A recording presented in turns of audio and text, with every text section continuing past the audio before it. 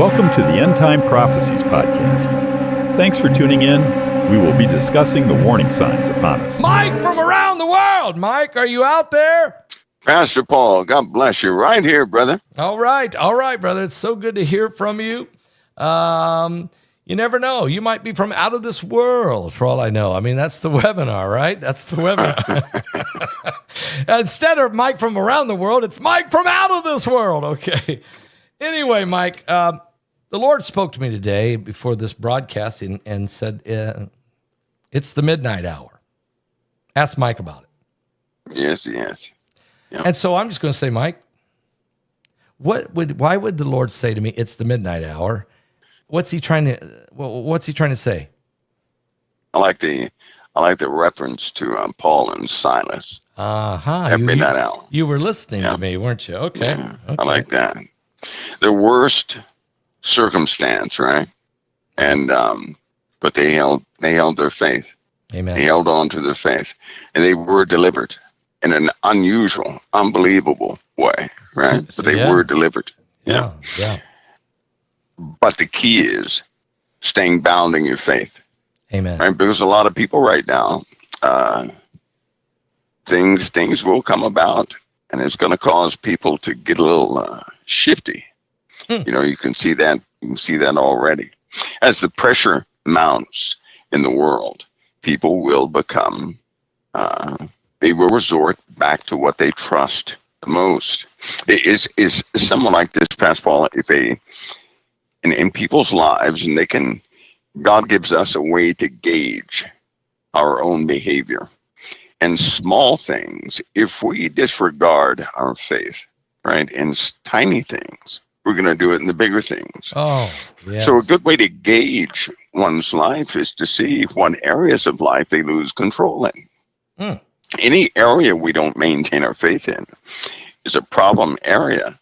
And if we can recognize that, is that not God's grace giving us time to get that together? Because greater things are coming. I mean, they're coming quickly, and they're not stopping. And it should be evident to everybody right now that things are changing and nothing is going back to normal. It's a great warning you're putting out here for us tonight, Mike.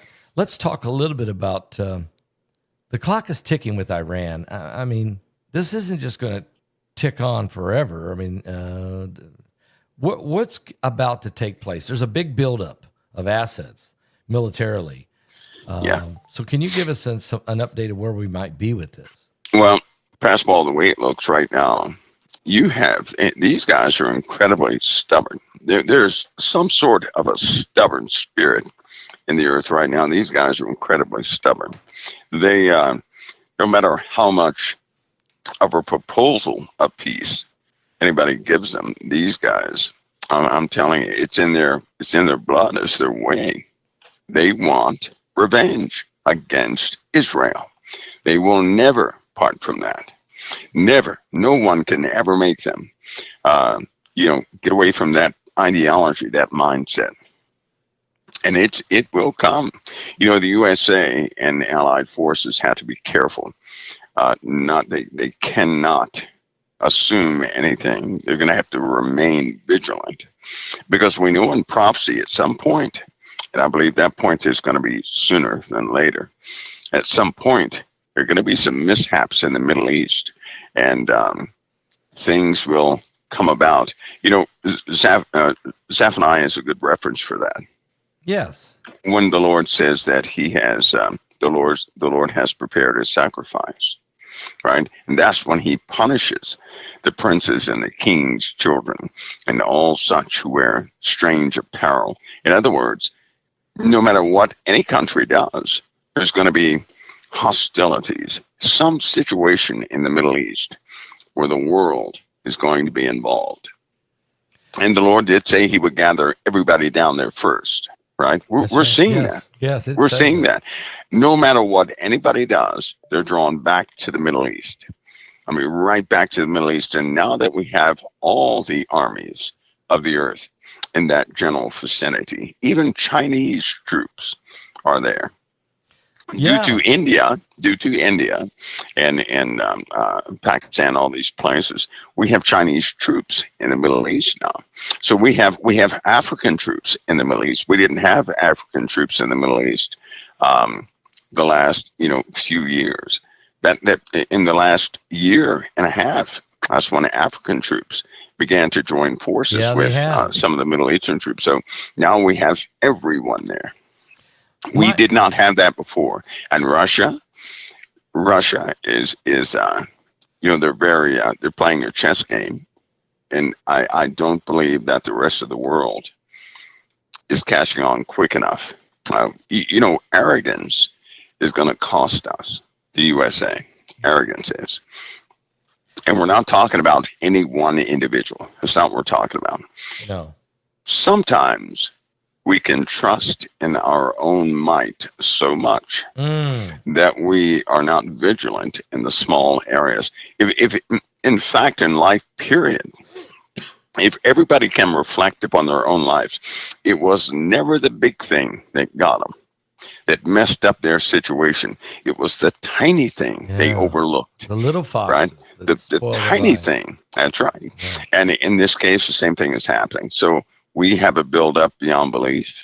It's, everybody's in damage control. I know they maintain a sense of a very, calm sense in media. Believe me when I tell you, everybody's in a state of damage control. Wow. And it's not changing. Wow. It's getting worse. What about this coming June? There's, I think they've moved the date now to June 17th, but Emmanuel Macron is going to Saudi Arabia, and where they're holding a summit. There might be a couple other countries coming there too. I'm not sure. And this is a UN-sanctioned summit that has to do with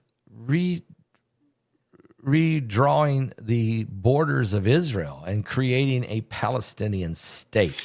They're going to force. What they have in mind, as I said before, they're going to force. Number one, they're going to disarm Israel. Okay. And whatever they do to Israel, they're going to force Israel to do it. Period. Right. So we will see some scuffles within Israel. Right now in Israel, inside of Israel's government, there is a clear split. The disagreements have become so strong. They're just as divided as the USA's Democrats and Republicans. Wow. It's happening in Israel. It's very dangerous because you know that there are Arabic actors within Israel that will take full advantage of that situation. And so it's about to happen. Smoke will rise from within Israel. And that will be, all an internal thing. That's not good. Okay, so internally, yes, there is Arab factions in there, no doubt. But is there also a philosophy difference among some of the Jewish politicians that believe that appeasement is still the way? I mean, absolutely. You have some that will part that land in a heartbeat, right? Yeah. Because you know what? Again, I'll reference back to, when you go back in prophecy, you have people who are corrupt in Jerusalem and surrounding areas that will absolutely part that land. Yeah. They'll give their left arm away if they have to, right? So you can see the logic or the truth of our Father. And a lot of people don't understand why Israel has to go up in smoke for a little while. It's because people are in Israel right now who are no good. They shouldn't be in Israel. They shouldn't be in that country. And the only one that can make that distinction is the Father. And that's precisely what he's going to do. Amen. So when Israel is trampled underfoot 3.5 years, the entire faction of people who are truly against Israel, right? They're going to be taken out. It's not God's let's say God's Jews won't be taken out. It's going to be the other people that seem like they're Jews, but they're not. Yeah. Those are the ones that are going to be taken out. And then everybody else will be drawn out by that happening. Because once Jerusalem is under siege, right? And believe me, in the UN right now, it's under siege. That's what Macron is doing. See, they've already decided in the UN that Jerusalem is a world property, not an Israel Oh, that's not property. right. That's not good. That's why Trump, when Trump came in, he said that the capital of Israel was Jerusalem, and the entire world erupted. And since that time, they have set forth UN policies that state otherwise. So they're going to do what they do by force. We're in the moment right now where these things are starting to come about. They're starting to prevail. Right. And as that happens, there will be everything will erupt all at once, it seems. Amen. Mike, let me ask a question. Let's move over to the United States for a moment. There's a lot in the news about the auto pen, whether President Biden really was signing anything at all. How long did this go on? We were told maybe 6 months, but now we're hearing this could have been almost a whole term. And I'm getting some information that possible Obama was really just 2 miles down the road from the White House, that maybe he was calling the shots, and that some of the White House staff and surrogates were in there signing the auto pen. Is there any information that you've heard, anything like that? Is that just yeah, but nobody would like it. It's not. What I have is not. It's not hearsay, but nobody would like it because it likely won't fit their. It won't fit what people expect. Let's just say that the folks that were guiding Biden were with Biden the entire time.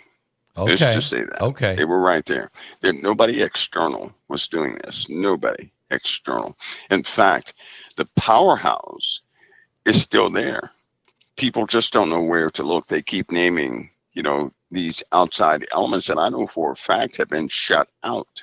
There are certain people that have been shut out. Yeah. They've been totally shut out inside the inside the Democratic Party right now.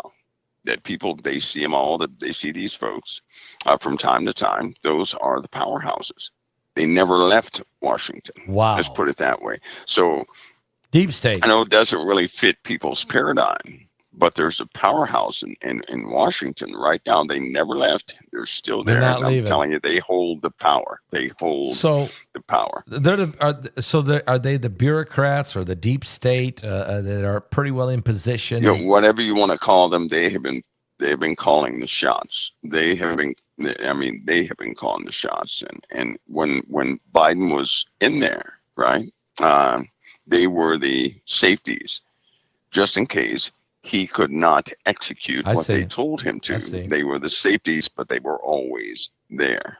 They were always. You hear the term, Mike, the Illuminati, or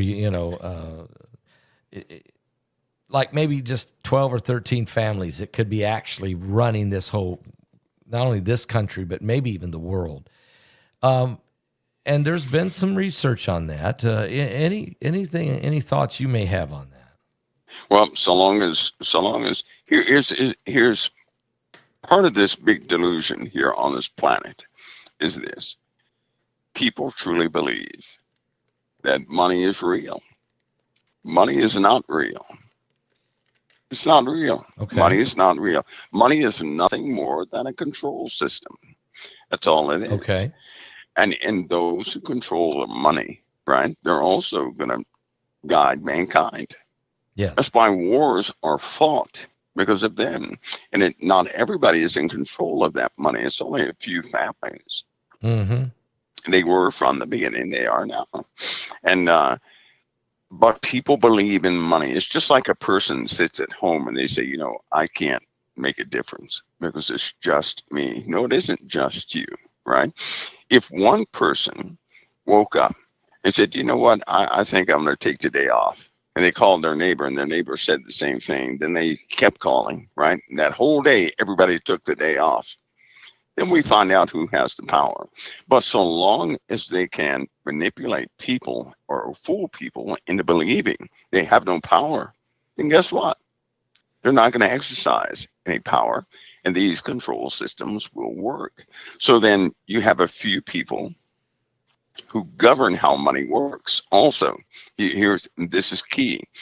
If I were to rule this world, then I would be the expert of my own system, and I would not let anybody know the Yeah, entirety of the system. I see. Okay, they Yep. would just know bits and pieces. They would know what they need to know so they can function and operate. They would operate by my rules, right? And I could just sit back and, everybody would be my subjects and I could do whatever I want. You also have to remember these guys do not think like you and I do, or the average person on the street. They don't think like that. They're not educated by the same institutions that the average person is. They're not. They're taught that people are subjects. That's what they're taught. They're also taught that they're of ancient lineage. They're taught that way. Wow. So they're raised up in a way with the mind of an emperor. Yeah. That's how they're raised. And so they actually believe that. So yes, they get into the weird stuff, right? That will be your lower tier people. The higher tier people they make all the rules, they call the shots, and they enforce things in a specific way. And everything is going according to their plans, sadly. Well, because people believe, if people would stop believing what they're being, shown, I'll say, they do so much better. Let me give you a small example. Movies, right? Yep. Believe it or not, everything you see becomes a part of your reality, right? Okay. So that means you will utilize what you see and hear to reference your interactions with everybody else, which is why everybody has some sort of mimicry of somebody else. Nobody is really original, right? They're not original. They utilize things that they like from somebody else. So you have seed planters who come up with these new things, but they control the media, they control the movies, and movies are extremely important. Yeah. Do you not know that movies are the most important thing on planet Earth right now? Movies are. Is it because of And the not drama, predictive programming? Well, think of it. Let me give you one little example. Suppose somebody, ran up to you and they said, Pastor Paul, the blob is real, right? Yeah.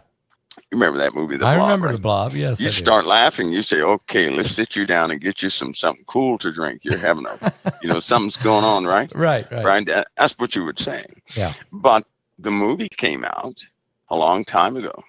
Did you know that movie is based on something that was very unfortunate? No. What? I know. See, that's what a lot of people don't know. When something happens in this world, the best cover-up is a movie. So that you can change the narrative. Change the narrative. You have the people become the guards of the gates of belief by social pressure. People will, if they put a movie out and people start, that was a pretty good movie, but it was a movie, and anybody comes out and says the blob is real, society will come down on that person and say, no, it isn't. Stop believing stupid things or something like that. Wow. People enforce what they have no idea about. Now, the backstory to that movie was from a bunch of police reports and about 1,300 people who died from things that fell from space. What? Yes. Wait, things? That's what really happened. I mean, blobs. Blobs that look like the description of these blobs. It looked like a piece of gelatin, right? Mm-hmm. But with the antenna on a moth, it was full of those, like the antenna from a moth, and evidently they were quite toxic, and they would just evaporate right in front of your face if they were, when you tried to do something with them. The color of them was white and pink. So that was the color of them. Okay, now they turned out to be quite lethal. It wasn't a big blobs. I mean, they were little blobs, right? Coming down, just. And they were different sizes, because you had some that were the size of, one was the size of a police car. One was the size of a. No. One was the size of a a bush or something like that. Yeah, so they were different sizes, but it was based on something real. I mean, this Then is they like came out with the movie. gelatin falling from the sky. I mean, a big. Yeah, it was not good. It wasn't good. But you have these movies. I guess the point is these movies become, when people see these movies, then they become the guards of reality. Okay. And without knowing, people have become guards on newer generations to tell them what does not exist. Mm. And is a very simple ideology behind telling somebody what does not exist. In order to tell somebody what does not exist, you must first know everything that does exist. Well, we know no one qualifies No. in that area, No. right? So, to be honest with you, a lot of things that you see in movies are inspired by truth. I believe And the that. comical movies, Yeah. the comical movies cover up the worst incidences. So there you are. So how do you fight something like that? You can't. You No. can't. People take up the mantle of defense of the topics these families, right, instigate, or they become the, guards of reality, and they enforce their beliefs upon other generations. You can't fight something like that.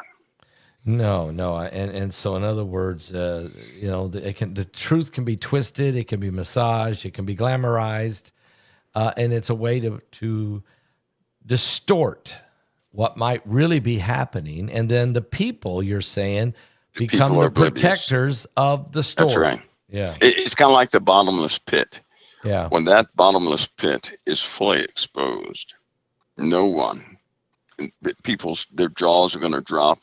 Their faces are going to turn white, their hair gray, Yeah. because they never thought they would ever face anything in reality like that. They have no idea what they've been protected from, but that's what these people do. Mike, this is a little off the topic, but I can't take it. I have to ask this. Kim Jong-un launched a new warship and it capsized. Can you? His boat don't float. I mean, can you help me understand that one? Well, that was terrible with him. Well, that's terrible. That's a bad deal. Well, that's a good thing though. That's a good thing, because I'll tell you something. Right now. He would not hesitate to launch a nuclear weapon. No, you're right. You're right. He would not. He does not like America. No. He's already tried to launch nuclear weapons at us before. It just didn't work out. And I'm telling you something real. Kim Jong-un has tried this before and it didn't work. So that's nothing but God's intervention right there. Because if he gets a working type of missile with multiple warheads, he's not going to hesitate to utilize it. Yeah, we don't want that. At the behest of some that. of his, and that time is coming to where he will launch multiple projectiles by order of some of those factions in the Middle East. My opinion is this, and I take this from the Bible, of course, that there's going to come a time when all these countries are going to coordinate their efforts, and all at one time they will attack. And that time is soon. Why? Because all these talks are stopped. These guys are developing weapons you wouldn't believe. Every day we do not intervene is a day they complete the inevitable. Yeah. Every single day they're catching up, Pastor Paul. You're looking, if they were to continue and no one interrupted what they were doing, we don't have but about, I'd say, a generous estimate would be about 4 months until they're capable of unifying an assault upon the USA and Israel effectively. So when we say the midnight hour is approaching, it's really the day of a judgment day, or a day of a severe threat. It's there are troubles that a person just would not. They're not told about it. It's not published, and so it doesn't enter into the mind. It's probably best that way. But for example, before the day of the Lord comes, okay, before Christ arrives, yes, there are going to be large-scale troubles all over the earth. Right? The earth is going to be in trouble, and then it says, then we'll see the sign of the coming of the Son of Man. Amen. But after nations are in distress with perplexity. Amen. After those things, which means for those war-type people that are in the world, you're going to be in trouble. Yeah. The Lord's not going after. He already said that. He said he's not going to punish the meek of the earth, the humble of the earth, those who stay true to the faith. The day of the Lord is a day of his vengeance, a day of his wrath. Nobody who belongs to Christ is appointed to the wrath of God. Therefore, they won't do that. They'll be hid in the Lord's safety at that time. But the rest of the world is going to undergo something they truly don't understand, and it involves everything on all fronts. It's just so difficult to see, but it's built up to a point right now. It's about to burst, like a match is about to be lit. Kind of like these storms that are about to hit America. Yeah, let's talk about that are about to hit Mexico. They had last year we talked about hurricanes or hypercanes, right? Yes. And they're trying very hard not to call it a hypercane. But do you know, I saw the word hypercane placed. It's on the table. They may have to use it because wind speeds, they're going to have to recalculate and put new formulas in those simulations to come up with more accurate and predictive models of what's happening. They've gotten pretty good with hurricanes, but the ocean temperatures are throwing everything off. And with the expectation of a few volcanic eruptions under the ocean, that's only going to exacerbate the issue of changing these formulas. So we're getting into something. And fires. Yeah, they're everywhere, and they're getting worse. The dryness is coming in a few places. Lightning is going to become it's a big problem. Yep. And people are crazy for the most part. A lot of places they're going to start fires. Some of these people are going to start fires because they hate this country, and so we're going to have fires and floods all over the place. But the winds are going to be deadly. The winds are going to be atrocious. On the oceans as well, they're going to be atrocious. That in combination with other things, but the weather phenomena, Pastor Paul, is beginning to increase at a brand new scale of some sort of exponential outburst of what's happening. Yeah, they're going to have to come up with quite a few terms. NOAA is predicting a bad year. 19 named storms they believe will happen. They think there will be at least somewhere between 3 to 5 hurricanes that would be 3, 4, or 5 category. They say it's due to the warmth of the ocean and the change of the wind speed. Yeah. And you've been talking about this for a long time, to change the wind speed. Absolutely. And now we're here. Well, kind of like that nor'easter we just had, right? Yeah. Nobody talks about a nor'easter in the month of May, but we had one, It's crazy. And look at the tornadoes. I mean, we had so many tornadoes day after day after day. Yeah. What about Italy? What about Italy? Because there is, I was watching this, I believe it was yesterday, but there's been a ton of seismic activity on that underwater volcano that they say if that thing goes, there's no more Italy. I mean, literally saying there would be no more Italy. No, there won't be any more. And it's unfortunate, Pastor Paul, because with something like that, right, you can't quite predict the exact moment it's going to happen. So they have evacuation orders. Certain places have been evacuated. Okay. Other places, it's being determined should they be evacuated. They had to hurry up and get a pope in there because a pope is being consulted on this spiritually. He has some major decisions to make. Wow. This will affect the entire globe if it goes, and not just Italy, but the entire globe. It could also offset the water levels all around the earth when it goes. Really? So if that goes, all the water levels around the earth are going to be shuffled. Oh yeah. Would that cause a tilt of the earth? I mean, it could really increase the tilt of the earth. We already have a tilt. We already have the equator moving. That's been confirmed, and so any type of water distribution like that, it is the element that could tilt the Earth big time. Water can do that. Displacement of water can do that. And if that goes, it will most certainly disrupt everything that we do. Will it? Everything. Will it create a long-term winter Northern Hemisphere? The Northern Hemisphere will be affected for years to come. The USA will likely have about 2 to 9 inches of ash fall all over the place, and you know. Well, the crops that will won't, be that. The crops That'll be, won't no, grow. they won't grow. They won't grow. And there'll be a permanent haze for about 5 or 6 years over the Northern Hemisphere, which means everybody will try to escape to South America. Millions will They'll die. try to go to South America. Millions, multiple million. That will change. That will change a lot. And you know what the bad part is? Can't be Flagria or Flagreri. That's one. Yeah. But there are some other ones that could go, right? There's some ocean-borne super volcanoes that could also go. And there would be a pyroclastic flow that would come from the ocean in a radius of sorts to all areas. It could do the exact same thing.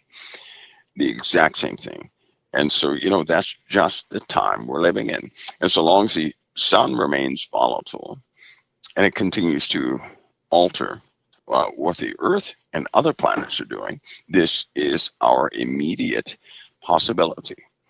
Okay, let's talk about it. The Earth, the sun, and other planets are doing. So there's got to be, and in this webinar, there's some good discussion about that from 4 or 5 of you guys that talk about it. Maybe not the whole presentation, but a lot of it. Gil Broussard gets into it real heavy, and so some of the others. But let me ask you. I mean, you do bring up some things that I'd never heard of before in this webinar. Certainly, you're concerned that the heavens are we going to experience something we've never experienced before, or is it just reoccurring again after thousands of years? I think it's both. I think it's cyclical, number one. Okay. But there are some new things. In the Bible, it says that in the book of Matthew, it says it'll be the worst time that ever was since the earth was or will be again. Yes. So that means it's not comparable to anything, right? Mm-hmm. It's not comparable to anything.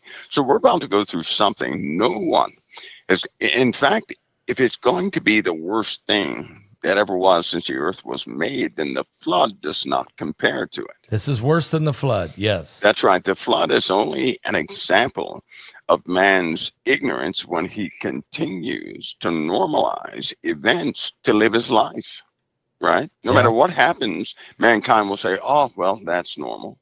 Oh, well, that's normal. All the earthquakes we're having, they're normal. No. All the floods we're having, they're normal. No. All the tornadoes, they're normal. That's what mankind does. They normalize things so they can go have a drink. But this time, there are going to be some final things that come upon us. I don't believe anybody has faced what we're about to face. Yeah, Jesus does say that in Matthew 24 when he says there'll be a time such as that has never been before nor ever will be. That's right. And he talks because they ask him, can you tell us the sign of your coming, the end of the world? And he goes into a lot of things, but that's one he specifically says. He says in Luke that the heavens will be shaken. Okay, that's something. I mean, when that's something, it takes a lot to shake the entire heavens. That's right. And I believe that means the current stability of the heavens is not going to be there. Okay. That means right now the heavens are not shaken, right? The powers of the heavens are not shaken. They're stable. So if the powers of the heavens are shaken, everything is going out of whack. Yes. I also believe that the earth is not going to keep its orbit. I don't believe that. I know it would be nice if it would. I don't believe it will. In fact, I'm not the only one that is thinking about that either. And in simulations on some of these more powerful computer systems, the Earth does not keep its orbit. Even if we weren't to incur extra things, the way things are going right now, the Earth is not going to keep its orbit. Believe it or not, the orbit of the Earth has been changing over time, period. It's been changing. I mean, altering well, over if time. the Earth was to completely lose its orbit, and It would look like the heavens are dancing. well, wouldn't it also be the end of time? I mean, end of Earth existence? I No, mean, not necessarily. okay. In fact, the area that we are in right now, the Goldilocks zone, they call it, right? Yeah. It extends for a pretty good period. Now, it would cause extreme temperatures to be That's on the what I'm Earth. thinking. It would Yeah. change the way the light looks. Mm. We'd be exposed to different types of gases and everything else. The Earth would still, people would still exist, but life will be different here on this Earth.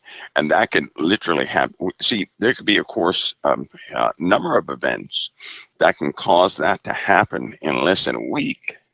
Right? In less than 1 week, the Earth could be thrown out of its current orbit into something else. But as we have some weird gravitational force pulling on the solar system, we're not going to keep our orbit anyway. At some point, it will begin to destabilize the orbit of the sun, or our orbit around the sun, right? It'll destabilize that. Another force acting on the Earth is going to destabilize its current orbit. Simple and plain. It will tug at us on a very specific side at a certain time of the year. It will tug at us, and so much for our orbit, right? Doesn't mean we're all going to die. It just means we're going to have some massive changes. That's what it means. Yeah. Massive changes, and quick. Like, Like for example, the earthquake in the Bible that moves every island and mountain out of its place. Yes. Okay, that's the entire Earth shifting, right? That's Right. what that is. That's the entire Earth shifting. So, my goodness. So we're going to see it. It's going to happen. It's coming. We got planes falling out of the sky. All kinds of things are happening, obviously. Let me ask you a question. Putin and Trump had a phone call. I think it might have went 2.5 hours. That's what we're hearing.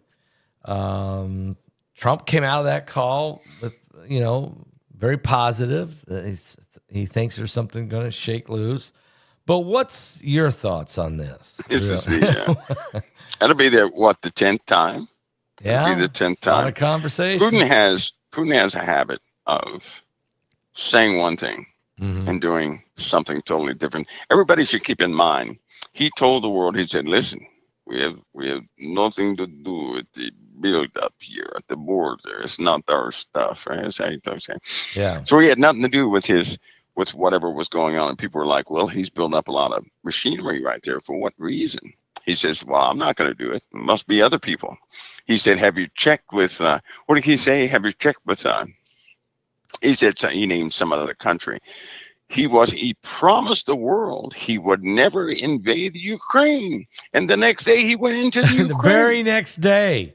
He sat there and promised the world on television and every avenue. Very next day. He would not invade the Ukraine. And the very next day he went right in there. And some of us knew he was going in there, regardless of what he said. That's how he is. Now, for a guy like that who's done this consistently, and just what people have seen is one thing, but there have been times that Putin has promised people safety and their family safety, and the next day, them and their family were blown up. Yep. Poisoned. That's right. Yeah. That's right. Frozen. So when he sets his mind to something, nothing is going to change it. Right? Nothing we know about is going to change it unless the Lord changes it. But no person will do that. If he ever gives in to somebody's demand, some other country, some other ruler, right? He's already admitting to be subservient to whomever can change his plans. He's going to be deemed subservient to that person. Yeah. That is not the way of a person who likes or who upholds the Soviet Union. Yeah. Because ever since Chernobyl, many people have been disgruntled with the world, with the UN, and how they did Russia. And he's one of those people. He's kept power for a reason. And the reason is not to make friends with the USA. That's not why he kept power. He's poisoned people that opposition to him. He's imprisoned them. He's blew up their planes, Yes. assassinated them. I don't know how many diplomats. There was a period of time there with every time I turned around, there was a Russian ambassador dying in somebody's, in somebody's embassy somewhere. I remember the guy who Vladimir thought he was going to do a coup on Putin and then turn the army around. And he said, "I'm sorry, I don't mean to do this." "Oh, don't worry." And the next thing you know, the guy's dead in Libya or somewhere. So, to your point, when Putin decides you have to be exterminated, you will be exterminated. It's not a question of, well, maybe not. You'll be gone. And he uses the KGB type tactics to do it. So Trump's on the phone with him. And I believe Trump's a very smart guy. And he's talking to the man. And he gets told all this stuff and like, "Oh, yeah, I'm going to get together with Zelensky and all that." You and I both know he is not ever ready to sit down with Zelensky right now. He's going to take that country. Unless we stop him. And we're tired of the wars. We're tired of funding the wars. So what happens? What's really going to happen here is, do you predict Putin will take Ukraine in the next 24 months? What's your thoughts? I believe talks will continue. Okay. He's not gonna stop until NATO is no longer at. If somebody can promise him that NATO will never be at his back door, right? Mm-hmm. He'd do it, but here's the problem. Somebody did promise him that. The USA did. Yes. And they reneged on that promise. And they did what they said they wouldn't do. So he's going to be hesitant in trusting anybody. Now, he has more of a favorable outlook towards Trump. Yeah. He does. But he does not trust the UN. He does not trust. He just doesn't trust people like that. And, he has his own ideals about his nation, and he's going to go forward with it. The Ukraine is very important to Russia. Absolutely. Right? It's very important to Russia. Well, okay. Is it as important to Russia as Taiwan is to China? Yeah. Do you feel like China is going to make a move on Taiwan maybe in the next? They're not going to give. They're not going to give the idea of Taiwan up. They're not going to do it. Never. They're not going to do it. So that's they're just not going to do that. And if you think about it, what these countries are doing is they're putting themselves together. See, they've been regulated so long, right, by an external police force, so to speak, that they're tired of someone else governing how they live their lives. And it's nothing more than their own internal nationalism, right? And so now they're saying, this is ours. It was ours in the beginning, and we're going to make it whole. And this is their mindset. I do believe that's ultimately going to cause us a great deal of difficulty. It's also part of this dark kingdom that's rising, right? Mm-hmm.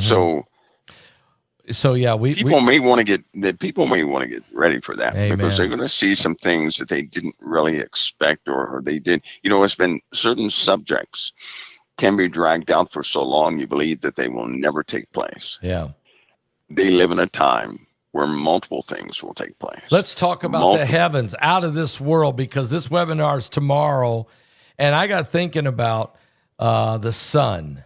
You've talked a lot about it. Something is the sun is doing things it's never done before. And there's a reason for this, Mike. Can you help us understand what should we anticipate with the sun? What are the external, literally, are we facing external dangers? Yeah, I believe that's going to be evident too. We're going to quickly move from talking about these subjects, and people are going to ask one question. Okay. How do I protect my family from what's happening? Yeah, we're going to be in the middle of it, the middle of the, things that are happening, and people are going to say, "What do I do to protect my family?" The sun, for example, its chemistry is changing, right? They can note that by all the probes on there. It's affecting the entire solar system, but something is also affecting the sun and Jupiter, and at the same time. So they know there's an external influence upon this solar system, and it's pretty consistent as far as where its origin point is and how it affects everything. And those forces are becoming a bit more dramatic each month. Right? It used to be every 10 years they would see the differences. Then it went to every year they would see the differences. Now it's every month they can see the differences. And I believe that's part of a scalar type mathematics where something or exponential, if you want to see it that way, things will happen faster and faster as these approaches of celestial objects takes place. I do believe we live in a binary. We have a binary system. I believe that.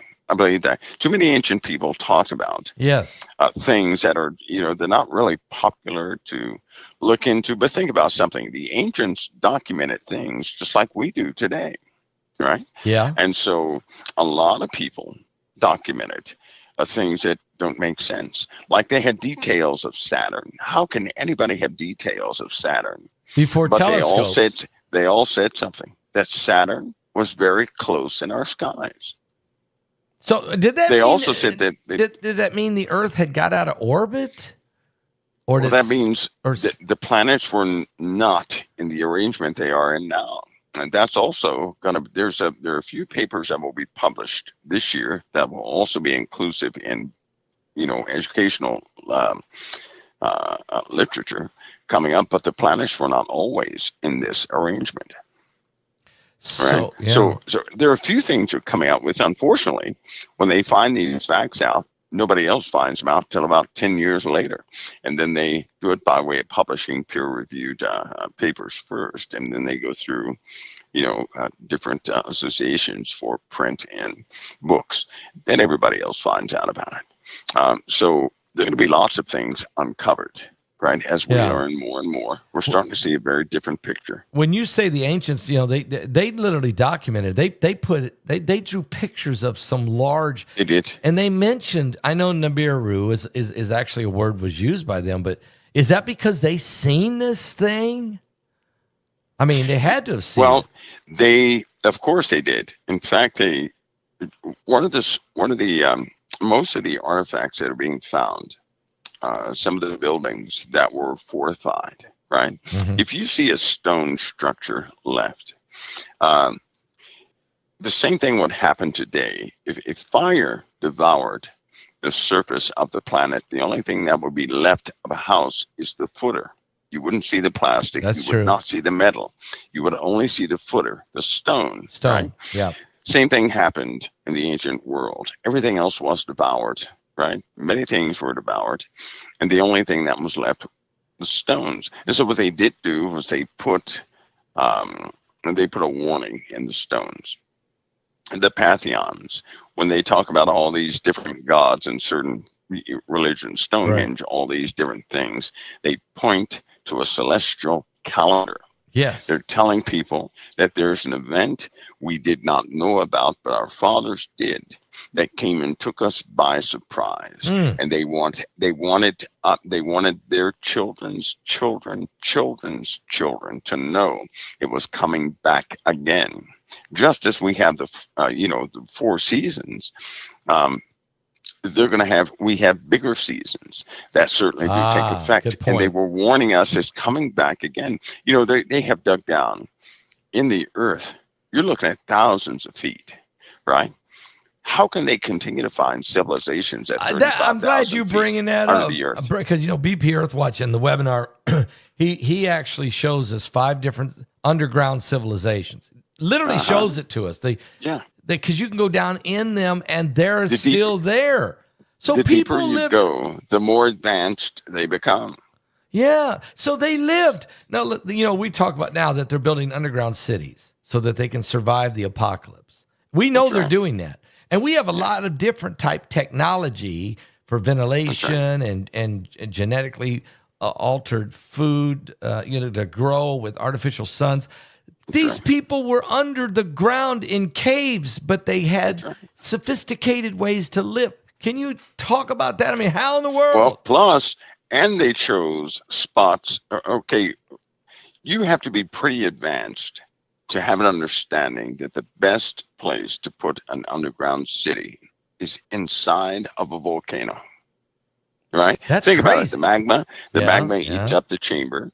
right? Yeah. It solidifies the walls like glass, Mm-hmm. vitrification, and it leaves these large voids inside the earth where they built things. Yes, they have cities that now that people can go and look, they can't really go down there, but they can look and pass. Paul, when you go down there and look, as far as your eye can see, there are buildings, right? That's crazy, but I know it's As far as your true. eyes can see, they Yeah. have found caverns that are just.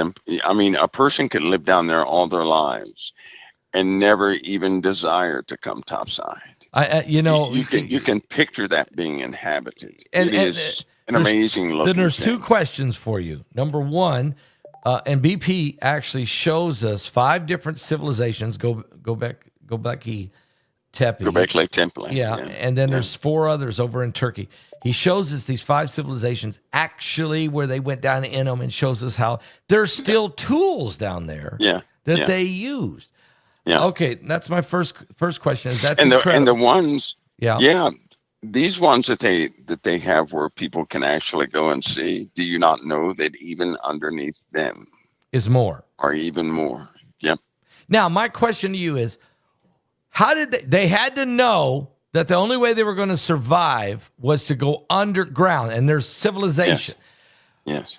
What was going on the top side that would cause a whole civilizations of people to have to go down that deep to live? Same years?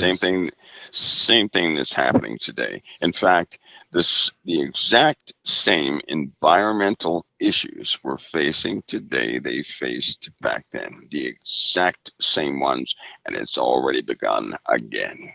It's already started. But this time, people are not they're not spiritually mature enough in a lot of cases. Yeah. They're just, something has zapped their discernment, right? A lot of people in this day and age right now, people want proof. They have been duped and fooled and tricked so much. Yes. They need proof. Well, that's fine. But the problem is the people who have the proof are the crooked ones in the first place. And they're not giving up the proof. They're going to give you some false proof. They're not going to tell us. And so that's right. And so, people have this eerie type of sensation within them. They know something is around the corner. They don't know what's around the corner, right? Yeah. And it eats it every day. I guarantee they wake up, and if they try to ignore their devices, they say, well, let me go check the news just to see what has taken place, because I think something is about to take place. I don't know what it is, but let me check so I can go throughout my day. And that is a prophecy within itself, that people would do that. That's an actual prophecy that people would do that. Meaning that God gave them discernment. Yeah. But you have elements of evil in this world that attempt to misdirect your discernment into other areas. But people are going to soon, God will break them free. I believe this is why people are starting to see these more fantastic things. To a person in the world, if they see a UAP, they go nuts thinking ET is real, right? That they're going to have lunch with them and go to another planet and find out they're their cousins and have a family reunion. But for a believer who sees a UAP, they have an understanding of history in the Bible. They have an understanding of God's angels or the sons of God.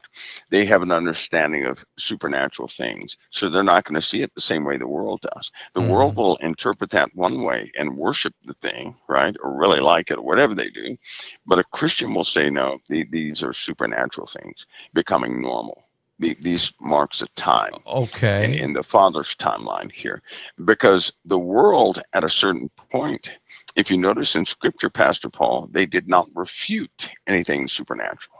No, they did not. No. Right? It's kind of like Sodom and Gomorrah. Before they were totally, absolutely, 100% obliterated, they saw God's angels and they had weird desires for God's angels. Now they saw that illumination effect or that supernatural effect.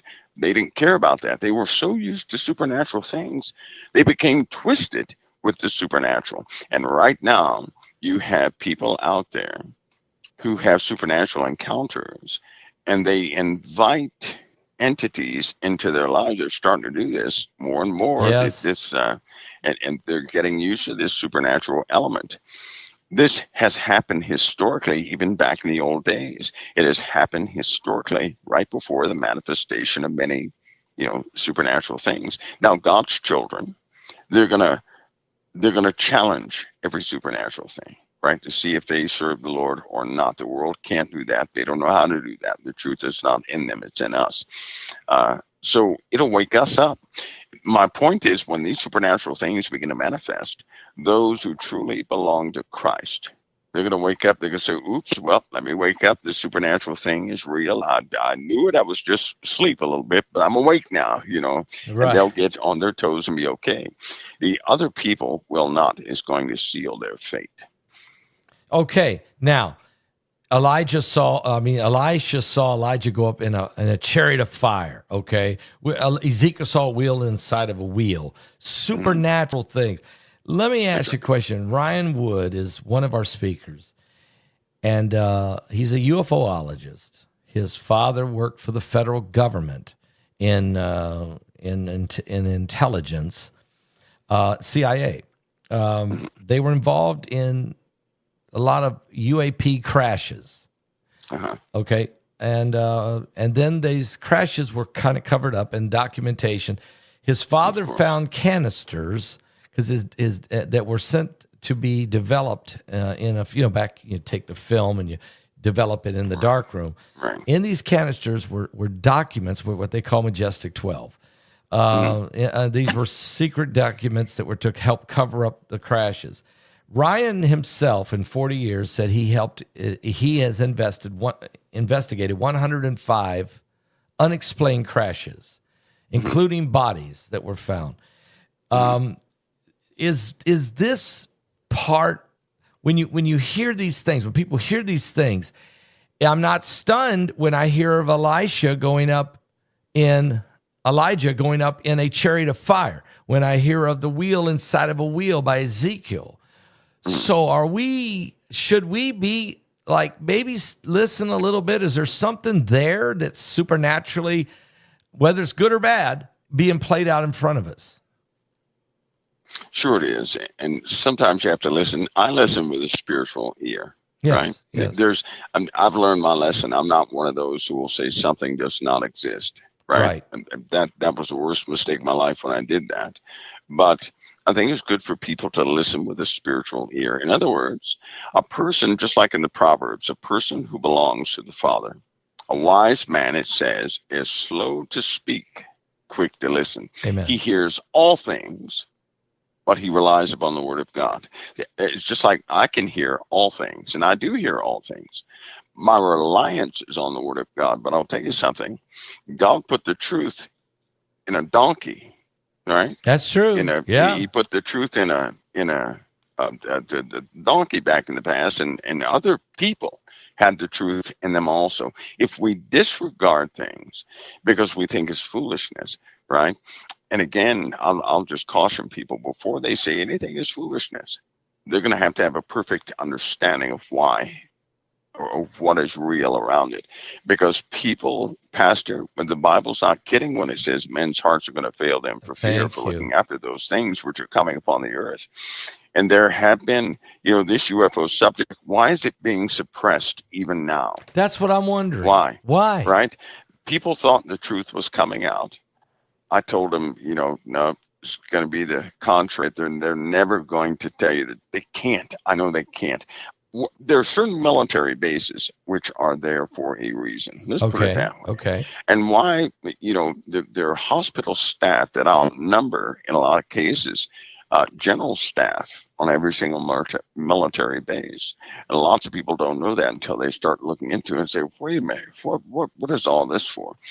You have had soldiers who have stumbled upon things and they knew they weren't supposed to, right? Because the soldier always knows when something is above their pay grade to back off and go the other way. Mankind knows just about everything on this earth, right? And they have people who have dealt with just about everything on this earth. And I do believe that our Father has not allowed a reveal of this in full yet, because in truth, we're so unbelieving in certain things, right? Pastor Paul, that Yeah. if we were to see it, our lives would be ruined. We'd fall And when I dead. say Some ruined, people, or I we, mean ruined. we might fall dead if we saw some of this, right? There I have been mean, there have been people who have fallen dead who have seen lesser there's things. soldiers in the caves in Iraq, or seen things in the mountains of Afghanistan. And a giant is minimal. That is minimal. Pastor Paul, say it again. There are certain shapes of things that if you never saw the thing but saw the shape of the thing, you'd be disturbed for life. There's a reason that people, if they see something shaped like a humanoid, but they see the silhouette, something goes off inside them that will cause the greatest amount of fear. That's a mechanism of something that we've all had to deal with, that humanity had to deal with a long time ago. And they have forgotten. They try to be slick and take out the writings of Jasher and some other books. Of course, thank God for the books that we do have. But when they took Enoch and all these other books out, the reason why is because it spoke against government. It told Enoch's parable tells of the time we live in now. It tells of the governmental system we have right now. The parable, when it's mentioning all the mules and the birds and the this and that and the other and the 70 shepherds, it's talking about what we deal with right now and how mankind has become so blind that when these things come forward, when the troop that's in the earth right now comes forward, people will have no defense. That's great.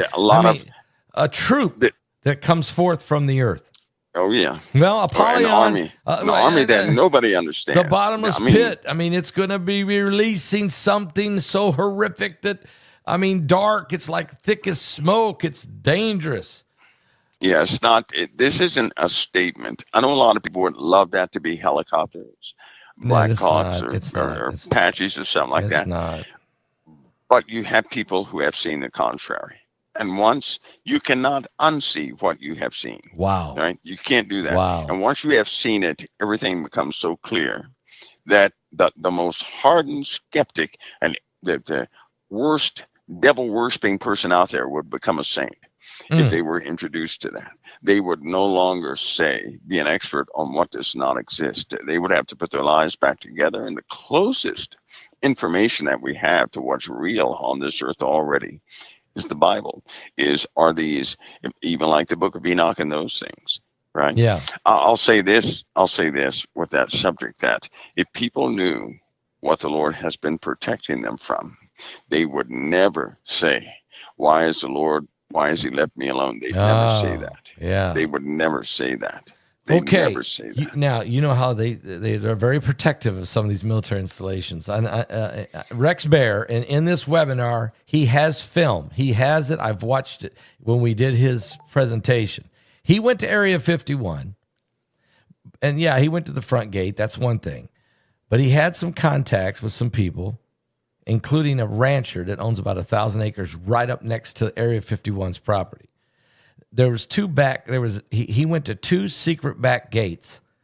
And when he got to them, it wasn't long. An F-15, 2 of them, 2 F-15 fighter jets buzzed them. And they didn't buzz them once, they buzzed them twice. They were sending a clear message. You don't need to, you have no business here. So they can't even see the base because there's mountains really around it. You can't see, you can see the lights from it, like the glow of the lights, but you can't get in there. You're not what is hidden in there? What is so important that nobody, not even politicians, not even former presidents can get in this place? What's in there, Mike? What's in there? First of all, I'm glad you said that, because a president does not have the clearance you think he does. Yeah. He does not. Yeah, that's crazy. He does not. But think of it this way. If a president cannot know everything, because it's important that a president not lie, especially to his allies, right? So if somebody were to ask a president a question, he's got to be able to say, I don't know, or he's got to be able to say no, and still be telling the truth. Why? Because people actually do have discernment, which is why they get innocent people to present terrible things. Right?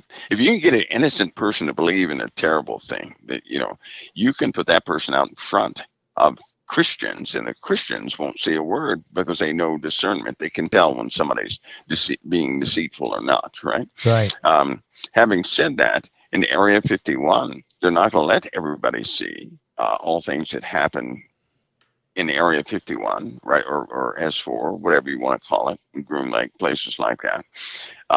That because of discernment of the enemy, right? Not only can we know when a person is being deceitful or not, but our enemies can too. I see. And keep in mind, we develop stealth equipment there.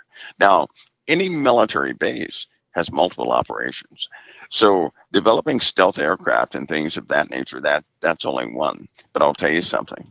I'll ask you a question. Okay. Why did Boeing, right? Why did Lockheed and all these different places, why did they finally admit that they back engineered a lot of their technology?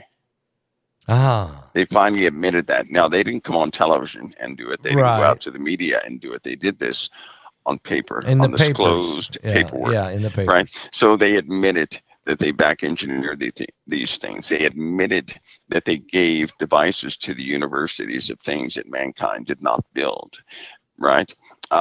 There's another base. While everybody's looking at Area 51, I can tell you right now that's not the place. It's not the interesting somewhere else place, more right? interesting. Yeah, you need something that has the word Doug in it. You need to go to the place that has Doug in it. I'm telling you, the unbelievable things happen there, including Earth-based weapons. Right? Now, listen. When I say Earth-based weapons, imagine a beam firing, and when it fires, it smells like, you know how when electricity has fried a wire or something like that, that's what you smell for about 200-300 miles. Wow! Okay? What? So 200 or 300 miles? That's right. This is a beam that can fire straight up that makes no noise, that will burst every cloud it fires up through and light up the atmosphere as it does so, and it can go deep out into space. You're talking about a beam that can reach, it could reach another planet, right? That's a powerful beam. It is so strong that they cannot fire this thing back to back because it would put a hole in our atmosphere so big that it would take years to repair. Right? This is crazy. They can't do that. But they have that. There are weapons in the poles that are unbelievable. See, what people fail to realize is if you have a radio strong enough to send communications into deep space in an instant and ride them on the back of lasers, that's actually a weapon, is it not? Wow. That's how things are hidden. Like CERN. CERN is a particle, collider. Yeah. They got the world's biggest particle collider. But those who know what CERN actually is, they know that CERN is a particle accelerator. Yes. Right? Yes. AKA rifle. How about that? So this is how things are done in this world. That's how they're done. Rifle. That's right. It's a particle beam weapon.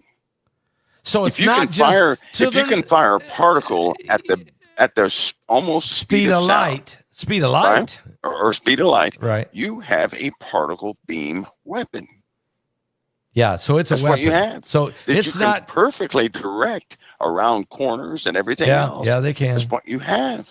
So it's not just that they're colliding protons to find the God particle or to turn lead into gold. This is a high-powered, off-the-chain weapon that's beyond our comprehension. Yeah, let me give you the case in point. A lot of devices that we use today are byproducts of devices made by NASA for the space program, right? Yeah. Velcro, for example, right? Byproduct. Elmer's glue, byproduct. The present day microchip, byproduct, right? The Walkman, byproduct. Remember Walkmans? Yeah, I remember. Players, byproducts. Oh, yeah. A lot of people may not know this, but back during the Apollo missions, do you know they had HD TV with I think it was 7,500 lines of resolution? No. Right? So they had high definition film. We deal with that digitally today, but that's a byproduct of what they had a long time ago. These things are byproducts. So what I'm telling you is when they develop technology, right, they're they right now they talk openly about the byproduct as though that's what it is. No, it's a lot more than that. Right? Yeah, yeah, They develop things and they let the public know about the byproduct of these things. yeah. Right? Like CERN, particle collide. Why would a bunch of people put that much money into particle collision that produces zip zero? They wouldn't. Why? They wouldn't. That's right, they wouldn't. So you know that And they have perfected the process Yeah. of sending that particle down a tube. Anybody who does this has made a weapon that nobody else can compete with. Yep. Powerful. Mike, okay. I mean, all right. So you're giving me so many reasons.